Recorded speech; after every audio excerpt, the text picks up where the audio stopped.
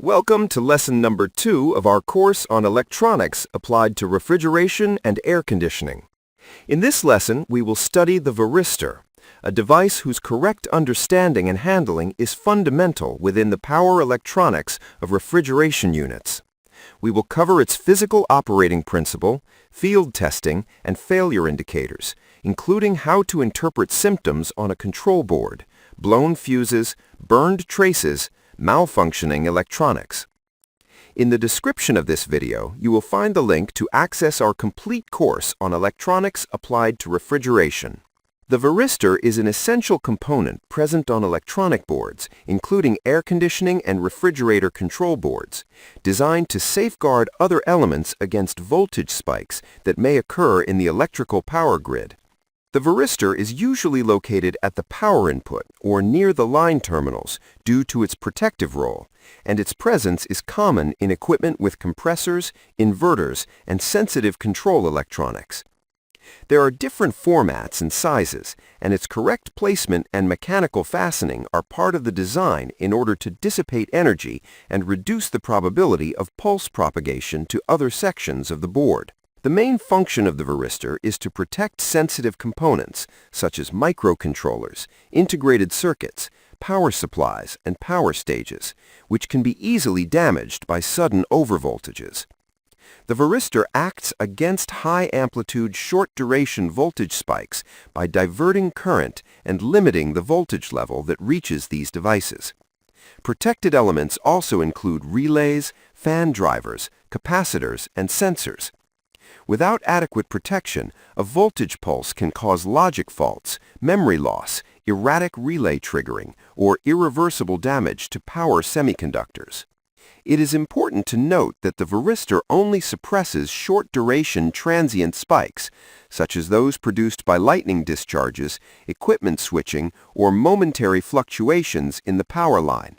It is not designed to withstand permanent voltages above its nominal value, nor to replace cutoff protection devices.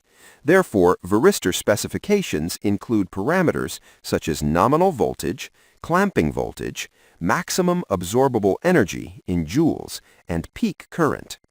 If the varistor is exposed to a constant high voltage outside its design specifications, it degrades or becomes irreversibly damaged, as occurs when 230 volts are applied to a varistor designed for 110-volt systems, a situation that can cause overheating, rupture, or even explosion. In addition to sustained overvoltage, insufficient thermal dissipation, poor mounting, or lack of ventilation in the unit enclosure can accelerate failure.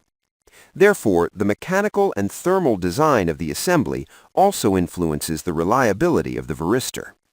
When receiving a voltage higher than that established in its nominal characteristics, the varistor acts by immediately and automatically reducing its internal electrical resistance to very low values, practically close to a controlled short circuit, allowing current to flow through it and preventing that current from being directed toward the electronics board circuitry.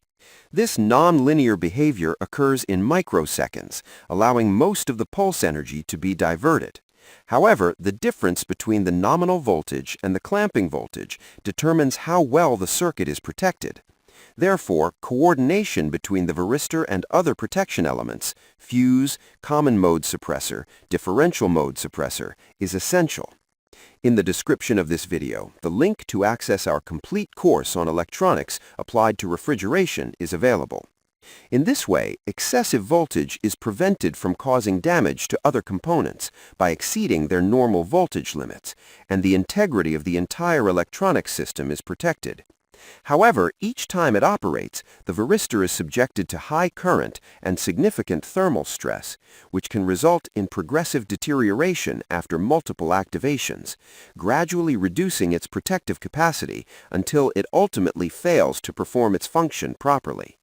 The varistor is a semiconductor device usually manufactured from zinc oxide, with a nominal voltage value clearly specified by the manufacturer.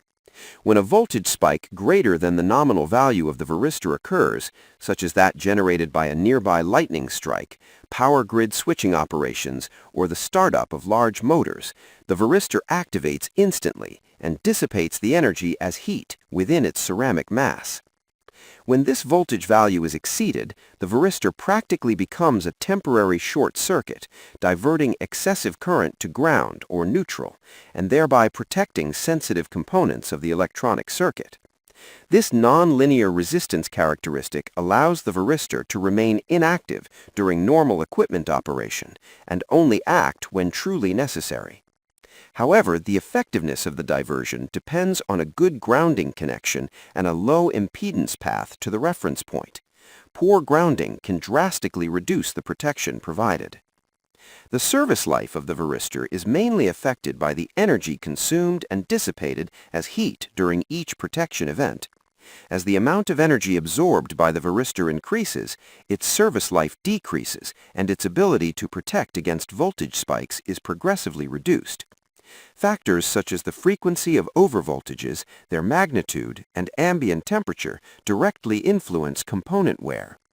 Additionally, humidity and corrosion on the terminals can accelerate failures. To diagnose the condition of the varistor and determine whether it is still in suitable operating condition, follow these steps in an orderly and careful manner.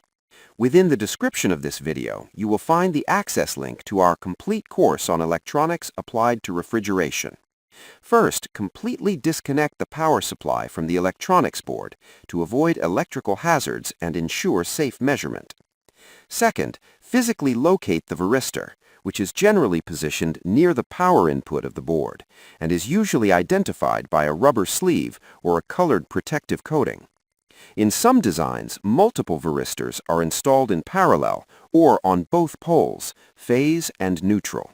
Third, discharge the electrolytic capacitors on the board to avoid dangerous discharges during handling. This can be done using an appropriate discharge resistor, for example 10 kiloohms, 2 watts, connected for a few seconds between the capacitor terminals. Fourth, visually inspect the varistor for physical damage, such as cracks, discoloration, bulging, or burn marks that indicate previous overheating. The presence of darkening, powdered material, or thermal marks on the casing usually indicates high-energy events and requires immediate replacement. Also, check the integrity of the solder joints and the traces around the varistor, as peak currents may have damaged vias or caused cold solder joints. Fifth, measure the resistance between its terminals with a multimeter set to the appropriate resistance range. Under normal conditions, it should measure a very high or practically infinite value, although it must be taken into account that the varistor is a nonlinear component and may behave unpredictably when tested with an ohm meter. In many cases, the resistance test only indicates whether the varistor is in an obvious short circuit or completely open condition, so in borderline situations, preventive replacement is recommended. Sixth, if the resistance is abnormally low or infinite beyond what is expected, the varistor is likely damaged and must be replaced with one of identical electrical characteristics, same nominal voltage, same energy rating in joules, and similar clamping voltage. When replacing it, use a component with identical specifications and respect the mounting orientation and spacing. Avoid installing varistors with clamping voltages too low, which could activate under normal conditions, or with voltages too high that would fail to provide adequate protection. Seventh, if the varistor is damaged, also suspect the equipment's protective fuse and carefully check the components located near the varistor, as it is possible that other elements were affected by the same voltage spike.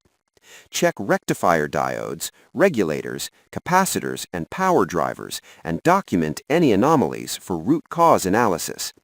In many cases, the varistor acts as the first line of defense, and its failure may indicate significant electrical events that require additional protective measures in the installation.